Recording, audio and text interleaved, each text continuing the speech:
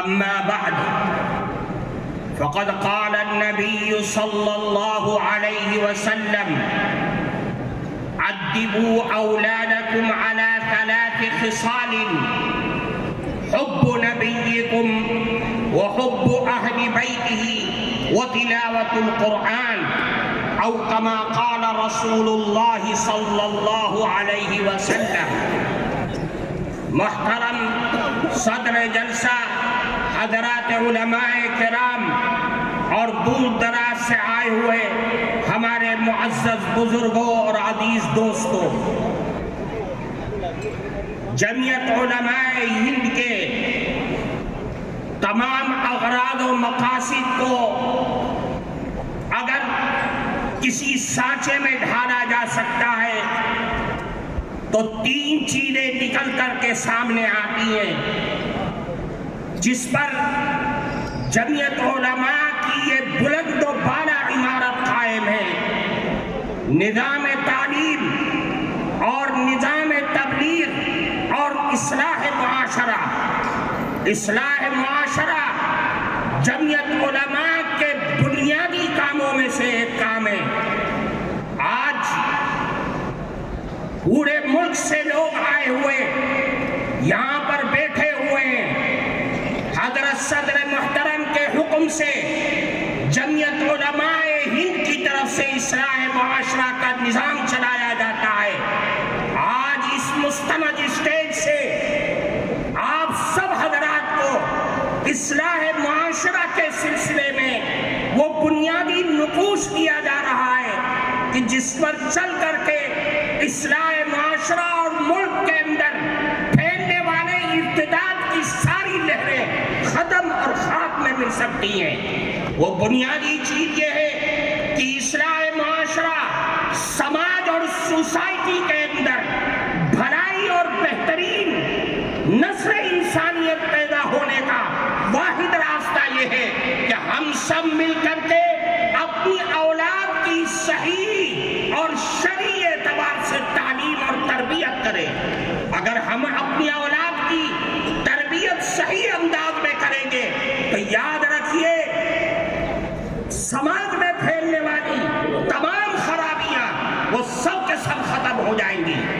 اللہ کے نبی جناب رسول اللہ صلی اللہ علیہ وسلم نے ارشاد فرمایا ادبوا اولادکم علی 3 خصال۔ اے لوگوں، اپنی اولاد کی تربیت کرو اور 3 عادتوں کی طرف متوجہ کرو اور 3 عادتیں ان کے اندر پیدا کرو۔ سب سے پہلی چیز یہ ہے کہ اللہ کے نبی نے فرمایا اپنی اولاد کے دلوں میں، ان کے ذہنوں میں، ان کے رگ و ریشے کے اندر بچپن ہی سے رسول اللہ کی محبت پیدا کر دو، اللہ کے نبی کی محبت پیدا کرو اور اپنی اولاد کو بتلا دو کہ سب کچھ لک سکتا ہے، سب کچھ کا ساری چیزوں کا سودا کیا جا سکتا ہے، لیکن رسول اللہ کی محبت کا سودا ہرگز نہیں کیا جا سکتا ہے۔ اللہ کے نبی کی محبت، اور یہ بچوں کے دل و دماغ میں اس چیز کو بٹھا دو کہ رسول اللہ کی محبت ہمارے ایمان کی معراج ہے، کمال ایمان کا مدار رسول اللہ کی محبت پر ہے۔ میرے بھائیوں، اللہ کی نبی کی محبت دنیا اور آخرت کی دولت ہے۔ میں آپ کے سامنے ایک اللہ کے نبی کی حدیث پیش کرتا ہوں۔ ترمذی شریف کے اندر روایت ہے، ایک گاؤں کے ایک صحابی اللہ کے نبی کے پاس آئے اور فرمایا اے اللہ کے نبی متی الساعہ، قیامت کب آئے گی؟ حدیث میں ہے کہ اللہ کے نبی نماز کے لیے جا رہے تھے، کوئی جواب نہیں دیا، نماز پڑھائی، سلام پھیرا اور پلٹ گئے۔ فرمایا من السائل، کون ہے سوال کرنے والا جو یہ سوال کر رہا تھا کہ قیامت کب آئے گی؟ صحابی کھڑے ہو گئے اور عرض کیا اے اللہ کے نبی، میں نے سوال کیا تھا کہ قیامت کب آئے گی؟ اللہ کے نبی نے پلٹ کر کے ان سے سوال کیا کہ یہ بتلاؤ کہ ما اعددت لہا، تم نے قیامت کے لیے تیاری کیا کر رکھی ہے؟ وہ صحابی تھے، صحابی کے جو دل میں ہوتا ہے وہی زبان پر ہوتا ہے۔ صحابی نے کہا اے اللہ کے نبی، ما اعددت لہا لا کبیر صلاۃ ولا صوم الا انی احب اللہ ورسولہ۔ اے اللہ کے نبی، میرے پاس کوئی نمازوں کا پٹارا نہیں ہے، روزوں کا انبار نہیں ہے، لیکن ایک دولت میرے دل میں بس رہی ہے کہ میں اللہ اور اس کے نبی سے بے پناہ محبت کرتا ہوں۔ اللہ کے نبی نے فرمایا اے لوگوں، یہ اللہ کے نبی کا جواب لے کر کے یہاں سے جانا۔ اللہ کے نبی نے فرمایا کہ اے سوال کرنے والے سنو، قیامت تک آنے والی نسل انسانیت سنو۔ فرمایا المرء مع من احب وانت مع من احببت۔ یاد رکھو، آج دنیا میں جو آدمی جس سے محبت اور دل کا لگاؤ پیدا کرے گا، قیامت کے دن بھی وہ اسی کے ساتھ اٹھے گا، اور تم نے جس سے محبت کا دعویٰ کیا ہے، قیامت کے دن بھی تم اسی کے ساتھ ہوگے۔ اس حدیث کے راوی حضرت انس رضی اللہ تعالی عنہ فرماتے صحابہ کرام اس جملے کو سن کر اتنا خوش ہوئے کہ میں نے اسلام کی زندگی میں کبھی بھی صحابہ کرام کو اتنا خوش ہوتے ہوئے نہیں دیکھا تھا۔ میرے بھائیوں، رسول اللہ کی محبت ہمارے لیے بنیاد ہے، ہم سب کچھ لٹا سکتے ہیں، لیکن رسول اللہ کی محبت کا جنازہ، اس کا ایک حرف بھی اپنے دل سے نکال نہیں سکتے، اپنی زندگی سے نکال نہیں سکتے۔ فرمایا دوسری چیز، اہل بیت کی محبت۔ بچوں کے دل میں رسول اللہ کے گھر والوں کی محبت ان کے دل کے اندر ڈال دو۔